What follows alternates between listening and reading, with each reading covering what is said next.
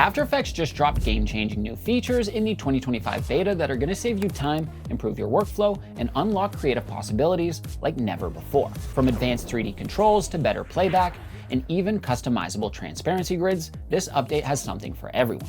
So let's dive into the features that you need to know about and talk about how they'll level up your next project. So here's the problem. Video creators face challenges like laggy playback, slow rendering, and heavy RAM dependency, which hinder workflows, especially with 4K or 3D projects. Deeply nested menus for features like 3D lighting slow efficiency, while limited native tools such as advanced 3D controls or customizable grids push creators towards third-party plugins. These limitations highlight the need for more efficient and innovative tools inside After Effects. So let's see how Adobe did this time around with the new beta features. In my latest tutorial, we touched on the new advanced 3D workflow inside After Effects 2025, but new to beta 2025, we have even more compositing options available to us for 3D models.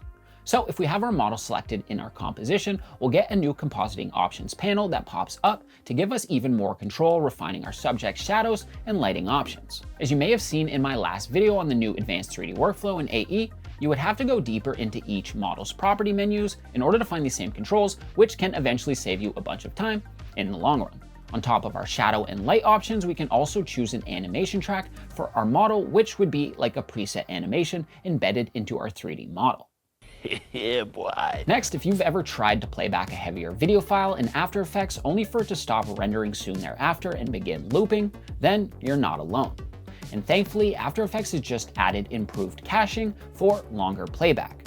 Essentially, now After Effects is better equipped to play back larger video files by relying less on your RAM and more on hard drive disk cache. To test that, I have this large 4K video file in my software, and I'm just going to see how long I can let it play before it stalls and begins looping.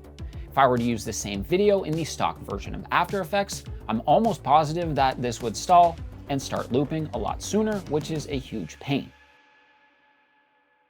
Now this next new beta feature is pretty cool, as we can customize our transparency grid with 3 new size options, as well as full color controls. Just head into your preferences, and under grids and guides, you can use these 2 menus to choose your grid sizing and color right here.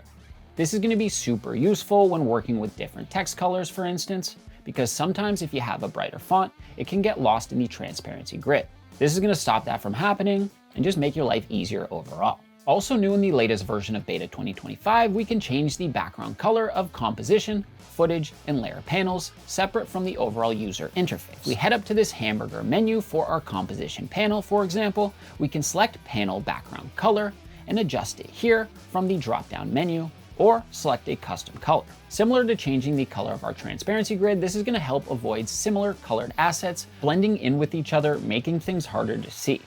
Now this next addition to After Effects beta just might be my favorite of them all. With the new quick set anchor options, life gets way easier. Let me show you. So we can access it in our properties panel here, and with any layer selected, we can easily just choose our new anchor point from this menu and it'll update automatically. Be careful though, because if your layer already has keyframe animations on it, adjusting the anchor point will add an additional keyframe, which isn't my favorite workflow, but an improvement nonetheless. Now, my favorite part about it is that we can adjust the anchor point on multiple layers at once by selecting them all and choosing our new anchor position. These new features like advanced 3D controls, improved playback caching, customizable grids, and quick anchor settings streamline workflows, boost efficiency, and reduce reliance on plugins, making video editing in After Effects much faster and accessible for creators. Now, comment your favorite new feature down below, or let me know what you think is missing, and I'll pass it along to Adobe. Peace.